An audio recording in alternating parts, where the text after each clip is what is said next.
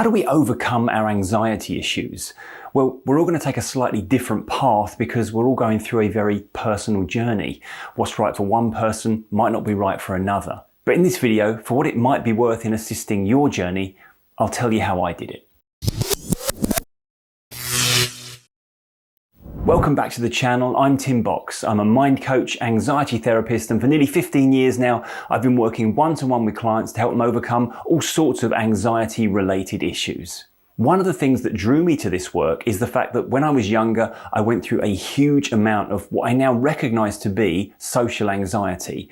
In my late teens and through my early 20s, I lived in fear of social interactions, and my biggest fear was the judgment and potential ridicule of those around me. And yet, at some point, I started running my own business. And to do this, I had to network with groups of people, present to roomfuls of strangers, and ultimately broadcast my message to potentially thousands of people online. As you might know, I even went on to give a TED Talk and now present and train other anxiety therapists throughout the globe. So what changed? How did I go from terrified of this stuff to not only relishing the challenges that come with growing an audience and a business, but also just enjoying life again? Well, let's start at the beginning. I'm going to keep this a bit brief because there's nothing more boring than hearing someone's life story, especially when nothing much of interest actually happened. So I'm not the victim of trauma, I was never physically abused, I don't have a harrowing origin story to tell you. I was extremely fortunate. In fact, I was raised as the youngest child of two in a very loving home and protective environment, which kind of meant I felt safe pretty much all the time. Anxiety only really started for me when I went to secondary school. It was an all-boys school, and for the first time I experienced a different level of negativity, derision, and bullying. Bullying that nobody was really in a position to protect me from. I guess I was a bit of a delicate flower and not really equipped to deal with this sort of stuff. Now don't get me wrong, I wasn't mercilessly beaten or physically tortured by my tormentors. I just had times where I felt very much ridiculed, rejected, and out on my own. And as minor as these experiences were, they actually had a big impact on me. I started to withdraw a little in crowds and began to feel intense levels of fear and anxiety whenever I was in group situations with anyone but my closest friends and family. Even when with my friends, I still felt far from safe. When I went to university, it turned into a bit of a nightmare for me, and this aversion to social situations continued long into my 20s. So why did I start to feel like this? Was it a genetic predisposition? Was it a chemical imbalance? Was I just being a baby? Who knows? All I know is certain experiences created certain responses, and for a long time I was fighting with how I was feeling. Let's be clear here. I didn't make any heroic or courageous journey of self-discovery or find any miracle cure to my high anxiety response. Everything I'm about to tell you about how I made changes to the way I was thinking, feeling, and behaving happened almost entirely by chance. A few things aligned for me to make the necessary emotional journey. I'm going to outline 3 steps that I inadvertently took that got me the other side of my anxiety issues. Those familiar with my TED Talk will be familiar with these steps, but what you won't be familiar with is the detail I'm going to go into this time. I'm going to break them down a little and explain how these steps are related to me personally and how I understand them better now from the perspective of the work I've been doing with others for the last 15 years.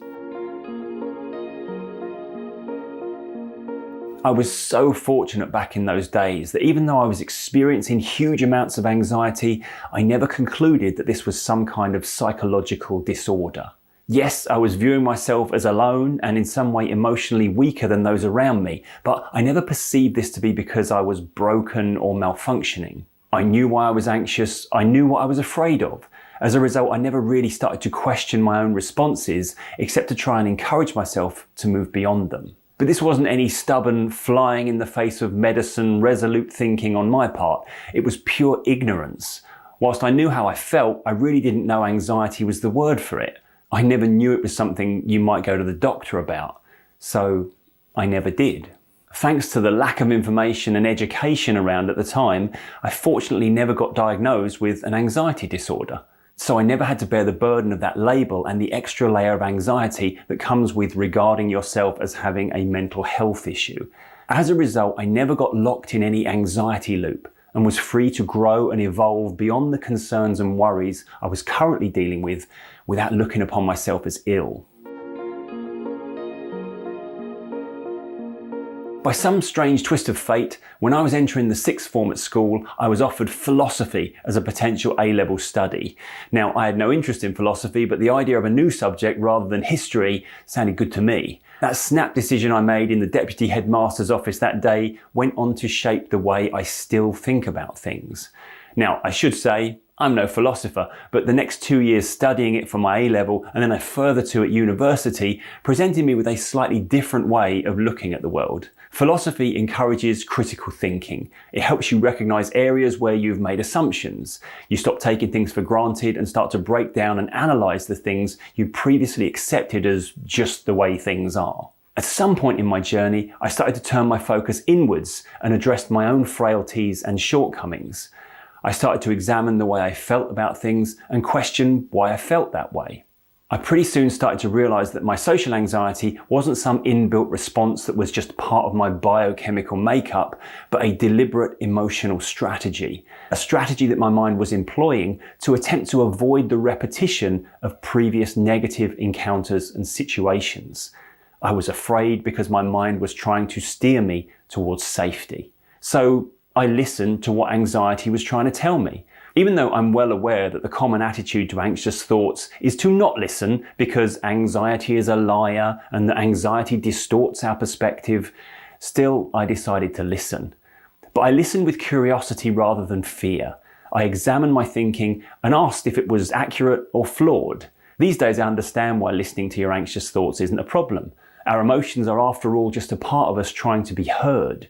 It's only actually the fearing of those thoughts and the idea that they represent a psychological malfunction that creates the issue. But back in the day, I was just doing what felt right based on many years of learning how to think a little more critically about life's challenges.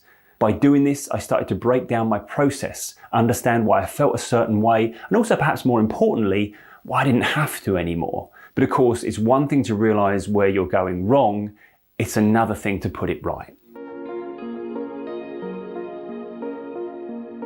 I can't remember where I heard the phrase, if you beat yourself up, you just end up beaten, but it stuck with me. I've never been a fan of the military boot camp version of self-motivation.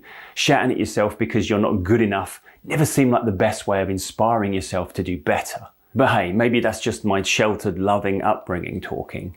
I've always found that treating myself with kindness has reaped much better rewards. Celebrating each moment of revelation, cheering on each step in the right direction, building up, not beating down.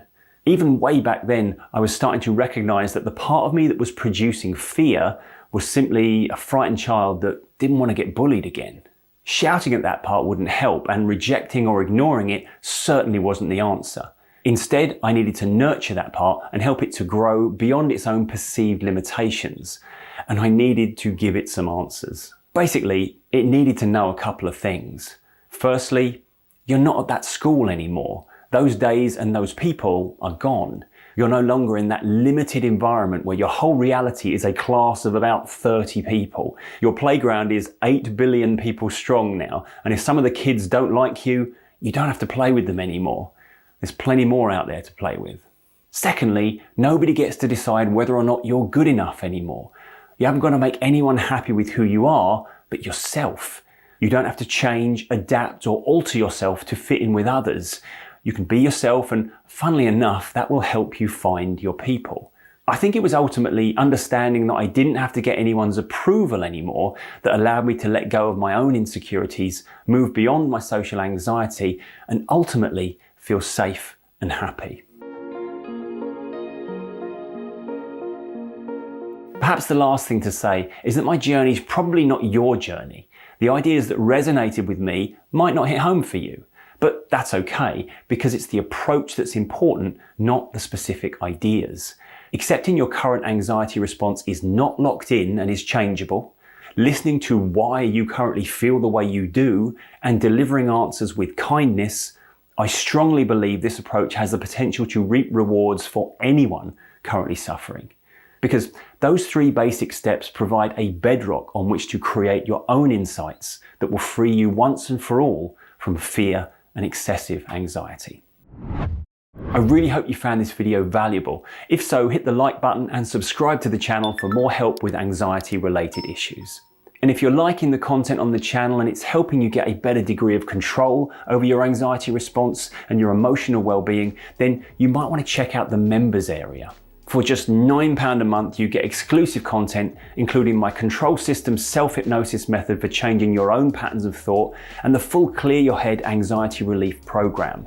Also, every week I go live for the members to do an exclusive anxiety Q&A.